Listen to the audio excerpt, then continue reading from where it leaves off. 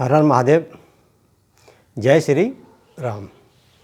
भक्तजनों, हमने जो भी हमसे हो सका मंथन किया हमने, और ये जो हमने आपको माता रानी की भेंट दी है और उसमें माँ भी सम्मिलित है, तो माँ की सेवा और आपकी भक्ति से जो रिलेटेड है वो हमने आपको दिया। उम्मीद करता हूँ कि आप थोड़ा सा इसमें भी मंथन कर रहे होंगे। आगे मेरा जो कहना है कि कभी कभी क्या होता है, गुरु अपना कर्तव्य पूरा करता है, लेकिन गुरु के साथ साथ में शिष्य को भी अपना कर्तव्य पूरा करना चाहिए। देखिए, इसका संदर्भ कहाँ आता है।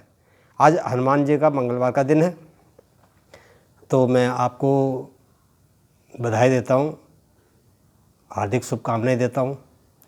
आप उनके रास्ते पे चलें बताए हुए, और क्या मांगना है क्या नहीं मांगना ये मैं पिछले प्रसंग में कह चुका हूँ आपको। और अगर आज मैं ये कहूँ कि मैंने कुछ मुख्य अंश उठाए हैं भागवत से, तो ये भी गलत होगा, क्योंकि सारा ही एक एक शब्द श्रीमद् भागवत में लिखा, जो हमारे ग्रंथों में लिखा हुआ है, उसका एक एक शब्द का अर्थ बहुत कीमती है, बहुत मूल्यवान है। उसकी व्याख्या करना हर इंसान के बस की बात नहीं है। भक्तजनों, मैं आज आपसे ये एक निवेदन करना चाहता हूँ कि मंगलवार आज हनुमान जी की आरती आती है, उसमें एक शब्द आता है कि आकर दीनु अकबर दीनु जानकी माता। उसमें दूसरा जगह लिखा हुआ है अवसर दीनु जानकी माता। अब उसमें क्या क्या लिखा हुआ मेरे तो ये आपको खुद सोचना है। लेकिन जो हमने मंथन किया, अष्ट सिद्धि नवोनिधि के दाता, तो उसमें आगे जो शब्द आते हैं, कोई अकबर बोलता था, कोई अवसर बोल देता, कोई कुछ समझ में नहीं आता कि असल में है क्या। तो जो हमने मंथन किया वो है माँ जगत जननी जगदम्बा सीता आकर देनी, आकर बर दिए। किसको? हनुमान जी को। आई बर देनी जानकी माता, मतलब आई, जानकी माँ आई और आके बर दिया। किसको? हनुमान जी को, अष्ट सिद्धि नवनिधि होने का, पूर्ण होने का। तो वहाँ पे हम कभी कभी समझ में नहीं आता, इसलिए मेरा अनुरोध है कि इसमें आप भी विचार करें कि हम गाते तो ज़रूर हैं, उसका भाव अर्थ भी हमें थोड़ा सा समझ में आना चाहिए। तो इस बात पे आप थोड़ा सा संज्ञान लीजिए।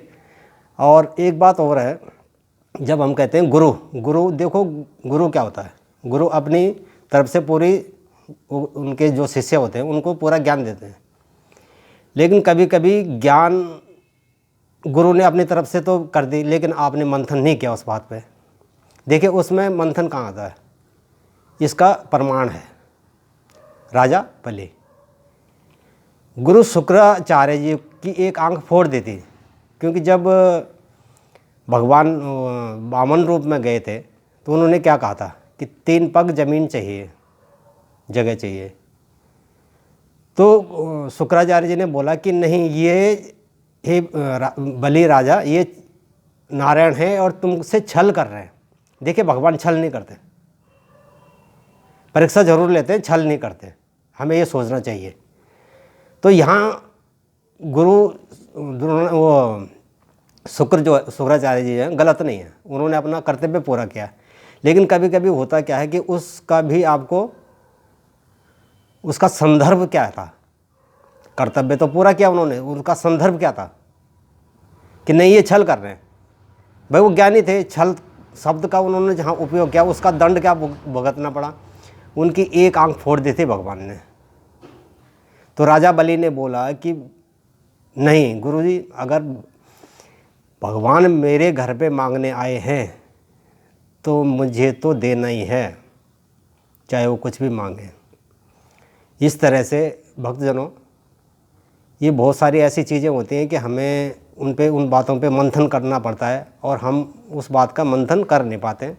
मेरा आपसे अनुरोध है कि थोड़ा सा देखिए, जो हमारे ज्ञानी लोग हैं, जिनको इन चीज़ों का अध्ययन किया, जिन्होंने पढ़ाई लिखाई कर रखी है, क्योंकि संस्कृत का ट्रांसलेशन करना सबके बस की बात नहीं है, और सुनने के बाद भी समझना, मैं ये कह सकता हूँ जिम्मेदारी से कि आप अगर थोड़ी सी कोशिश करो तो सारी समझ में आ जाएगी। तो बस मेरा यही अनुरोध है कि आप भी थोड़ा सा मंथन कीजिए, जो लिखा हुआ है उसका आप भावार्थ समझिए, क्योंकि जहाँ पे कभी कभी हम लिखा हुआ कुछ और होता है, समझते कुछ और है। और इसी के साथ में कल हम दूसरे विषय पे चर्चा करेंगे। और बहुत बहुत धन्यवाद, आप लोगों ने इतना समर्थन दिया।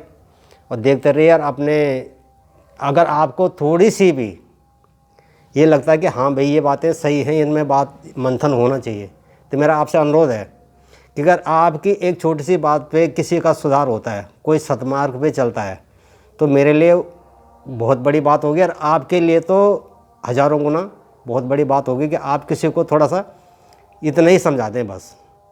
नमस्कार, बहुत बहुत धन्यवाद आप लोगों का। नमस्कार।